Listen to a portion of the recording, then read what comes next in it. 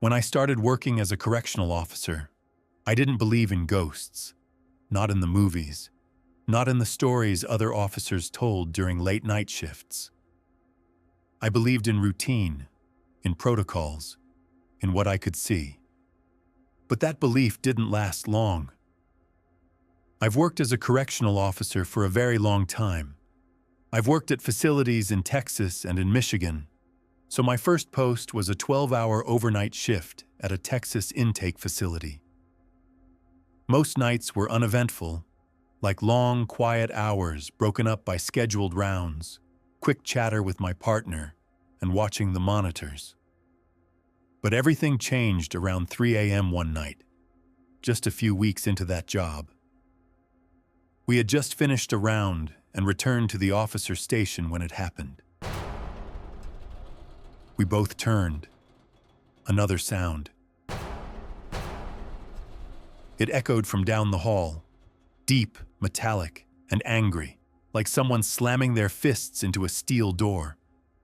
I jumped up from my seat and looked at my partner, expecting them to spring into action, but they barely moved. I asked, "What was that?" They didn't even glance at me, just said, "That's the cell. It knocks sometimes." I laughed nervously. "What do you mean it knocks?" They finally looked at me. "That unit's haunted. The last door on the left, in the quiet cell hallway. A guy choked to death on a sack lunch there a few years ago. They say he still tries to get someone's attention. I thought they were messing with me. Maybe this was some new guy prank." But the sound happened again. This time it didn't echo. It sounded closer, like something wanted out. I grabbed my flashlight and said I was going to check it out. My partner just shook their head. The hallway was dark and colder than the rest of the unit. I walked past the first few cells, all empty, all silent, and kept going. As I neared the end, the noise grew louder. It was the last cell, the one my partner mentioned. The door was moving, not rattling like a loose hinge. It was shaking, vibrating hard, like someone was slamming into it from the inside over and over. But I could see into the cell through the narrow glass window in the middle of the door. It was empty. There was no one inside. Nothing in there that could have moved. No airflow, no vents. Just that thick door trembling like it was alive. I got closer. I pressed my face to the glass. And then I stopped breathing. The door slammed once, hard. The window fogged up. A handprint appeared. 5 fingers, human-shaped. But they were too long. I backed away immediately. My hands were shaking as I radioed back to the officer station. I didn't even know what to say. What would I report? That an empty cell was slamming itself shut? I returned to the station and sat down, still staring at the hallway on the monitor.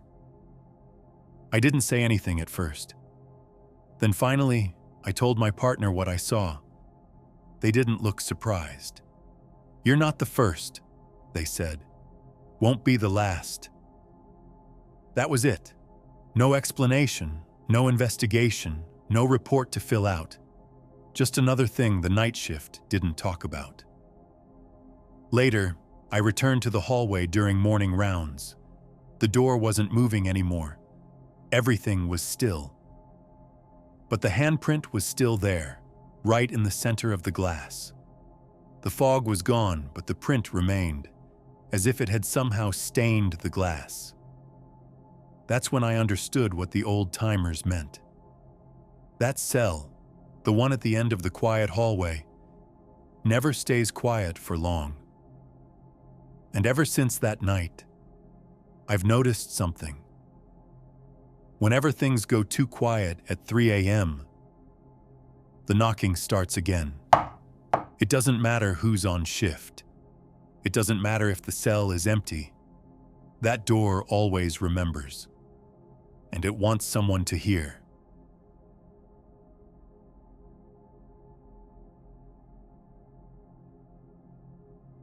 They always say the worst nights start quiet, and this one was dead silent. I remember pulling on my uniform like I had 1,000 times before. Boots, badge, lunch packed. Kissed my daughter goodnight and walked out the door like it was just another shift.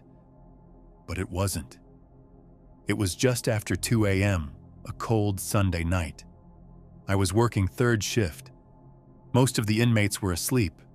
Lights dimmed, the radio barely chirped. For a moment, it felt like time had stopped. Then came the scream. A female inmate in intake was crying out in pain. She was pregnant, we knew that. But something about this was different. Her voice wasn't angry, it was terrified. I ran to the cell.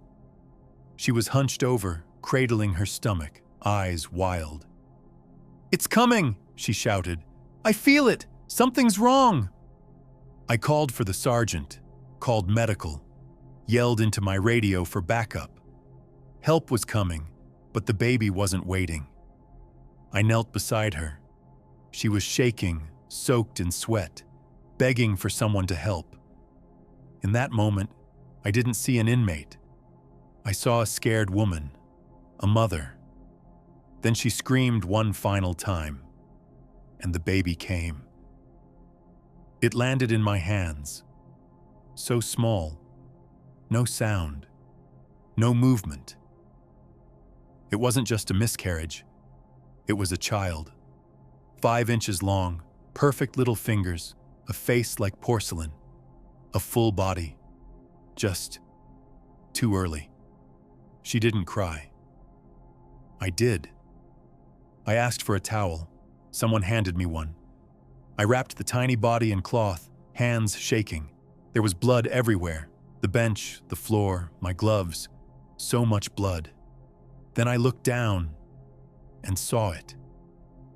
A footprint. Tiny. Red.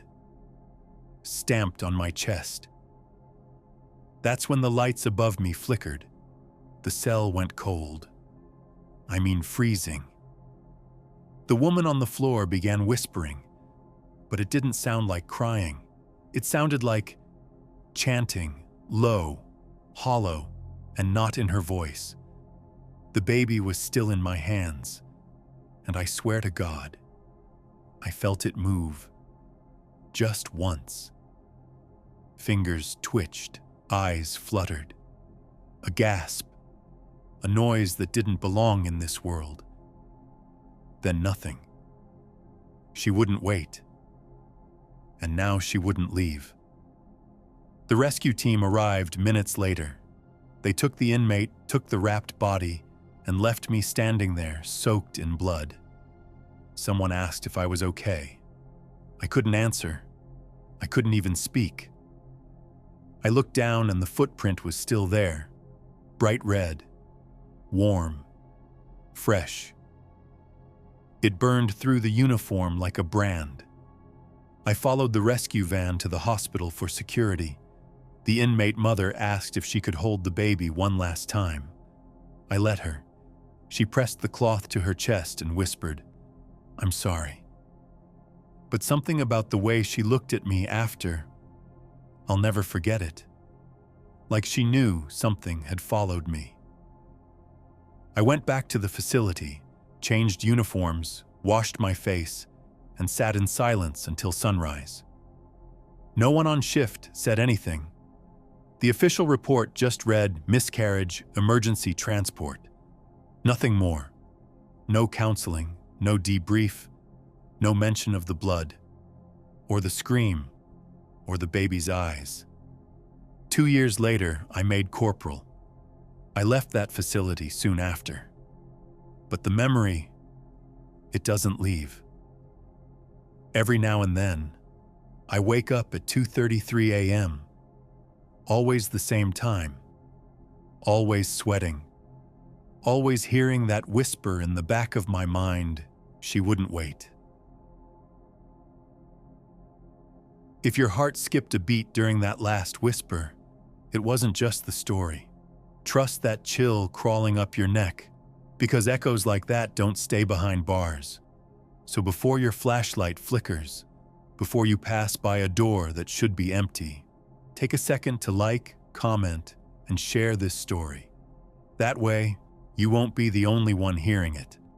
And whatever you do, subscribe before lights out. Because in places like Cell 311, the dead don't always stay quiet.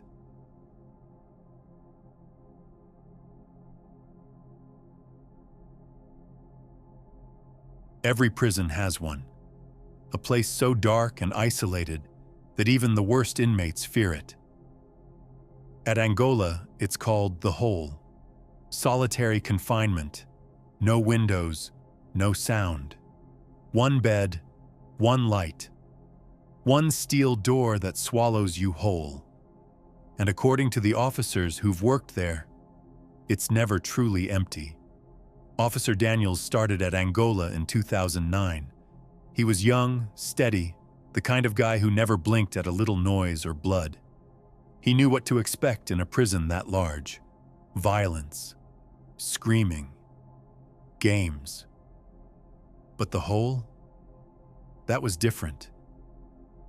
He said the air changed when you walked near it. The hallway got colder. The lights buzzed louder. Sometimes they'd flicker just once as you passed that cell. Daniels never paid it much mind until Curtis. Curtis was a lifer. Came in on a double murder. Big guy, always looking for a fight. That day, he'd assaulted a guard. Broke the man's nose, left him bleeding on the tier. Daniels got the call. Restrain and transfer to solitary. Curtis fought the whole way down. Spit. Cursed. Laughed in Daniels' face. But the second his feet crossed the threshold of the Hole, he stopped. Like a switch flipped. His jaw slackened. Eyes wide. The rage gone. Daniels shoved him inside and shut the door. The lock clicked. Metal echoed down the block. Then came the screaming. Not angry, not tough, not inmate screaming, child screaming. Curtis howled for his mama, begged for the lights to come back on, even though the bulb above him glowed bright, begged for mercy. Then he started crying, the kind of crying you don't fake. Daniels and the other COs watched from the panel. "No one's ever made it 2 days," one muttered. But Curtis did. 48 hours. No food.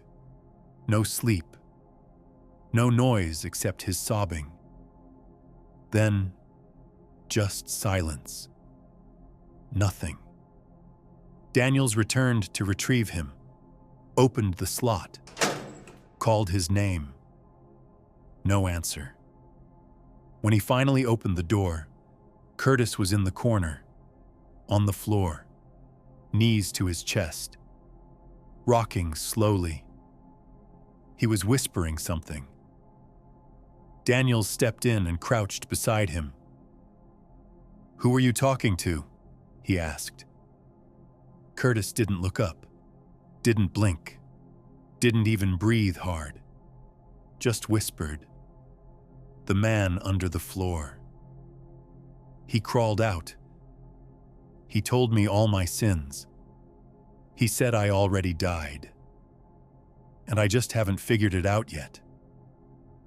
Daniels backed out of that cell like something was behind him. Curtis was never the same. No more fights. No more talking. Wouldn't eat with others. Wouldn't sleep unless the lights stayed on. He never said another word to Daniels. A few weeks later, he was transferred to a different facility. Some say for safety, some say at Curtis's own request. Daniels stayed at Angola for 2 more years, but he avoided the Hole after that. Wouldn't even walk past it if he didn't have to. On his last night before resigning, he stayed late to fill out his final report. Had to pass the solitary wing one last time. The hallway was empty. Still. Dim. But as he walked past cell 9, the hole, he heard it.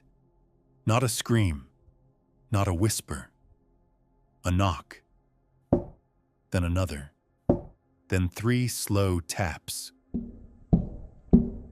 From under the floor. Daniels didn't turn around. He never set foot in a prison again. And to this day, when someone asks him why he quit, he just says, "Because that room's never empty, and it never was."